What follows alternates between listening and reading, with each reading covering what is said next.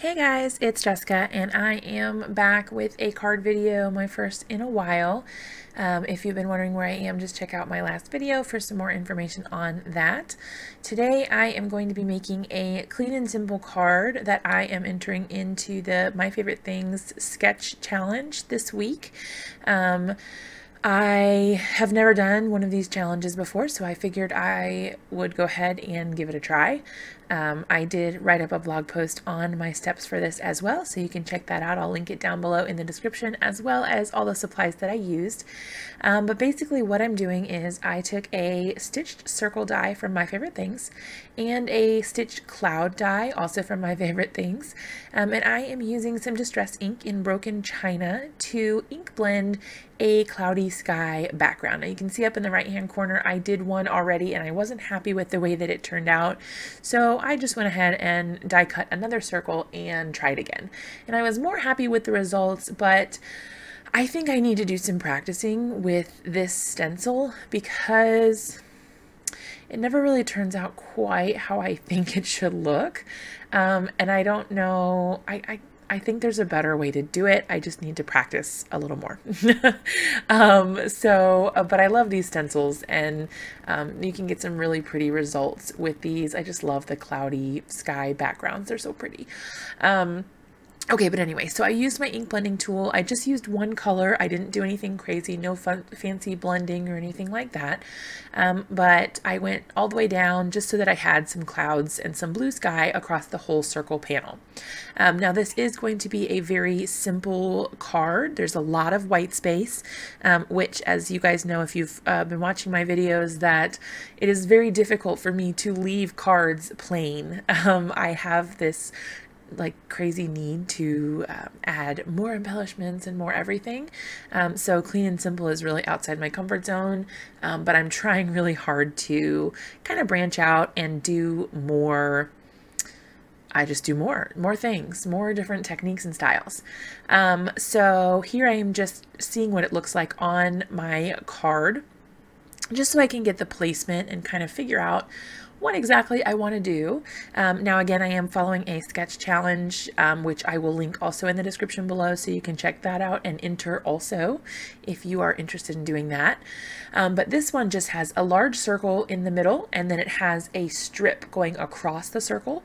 So the sketch is very basic, and I added a little bit of extra things on top of that. So what I did is I snagged the Magical Dragon set, which is also from My Favorite Things, and I cut a strip of black cardstock for my sentiment to go on.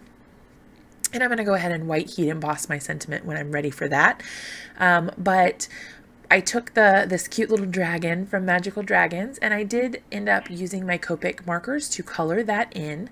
I spent a lot of time with this card just trying to figure out exactly what I wanted to do as far as color combinations go, and just, I don't know, just trying to figure out what I wanted to do. So I went ahead and stamped my dragon using my mini Misty.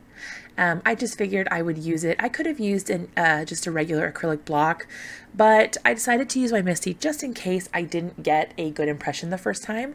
I didn't want to have to, I'm really bad at stamping again with acrylic blocks, so if I didn't get a good impression the first time, I didn't want to have to waste paper and stamp it again somewhere else.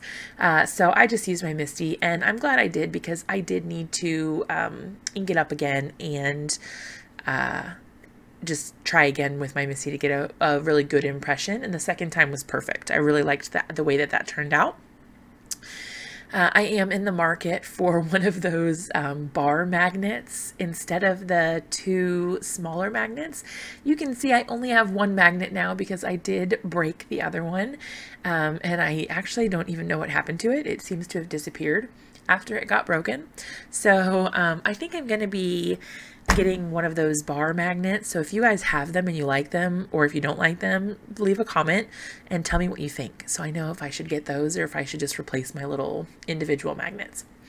So I did choose some Copic markers, RV52 you can see there, and then the other two colors, I just kind of chose ones that sort of, there's a dark, a medium, and a light, just so I could get a little bit of blending.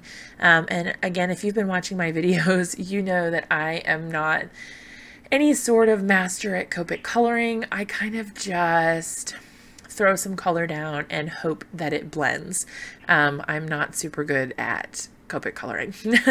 I super duper sped this up so that you didn't have to watch 8 million years of me trying to figure out coloring. But I did put some darker color in the kind of crevice areas, or the areas where I thought that there would be some more shadow, so that I'd have that darker, more intense color in those areas, and then lighten it as it goes out. And then I thought that that kind of helped give it a little bit more of a rounded appearance instead of being flat and just like 2D colored.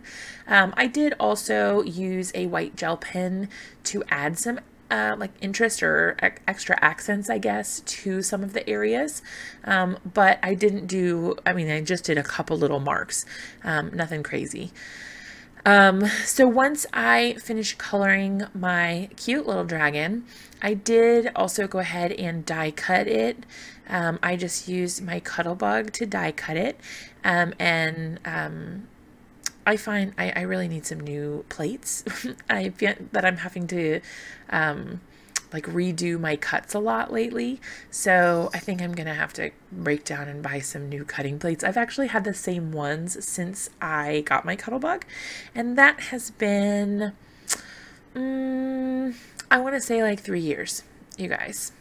That's a long time. But they've still been working, but they are getting harder and harder to use. So I think it's going to be time for me to break down and just buy another one, or another few, I guess.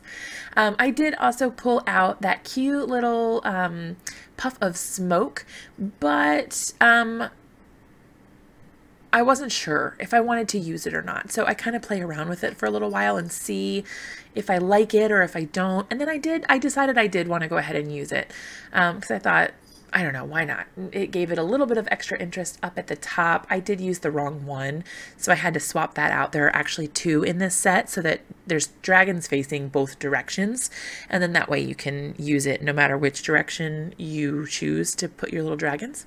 And I just colored that in with a gray Copic marker and die cut it out. I think I used N2. I did it off camera, but I used N2. I only used one color. I did go ahead and use my little black strip again with my mini Misty. What I do is I am using some Versamark clear sticky embossing ink, and I am using that so that I can heat set my embossing powder on that. I did, I guess it got caught off a little bit. I didn't realize I was so far off the camera, but I did use my anti-static powder tool to try to minimize any stray embossing powder that might get stuck to my little piece of cardstock, just to help, because I tend to have a lot of issues with extra embossing powder getting everywhere. And so I'm trying to remember more frequently to use that anti-static embossing or anti-static powder tool when I do my heat embossing. Now I did get some stray embossing powder anyway. I think because when I picked it up the first time I touched it with my fingers, which got the oils and stuff from my fingers on it.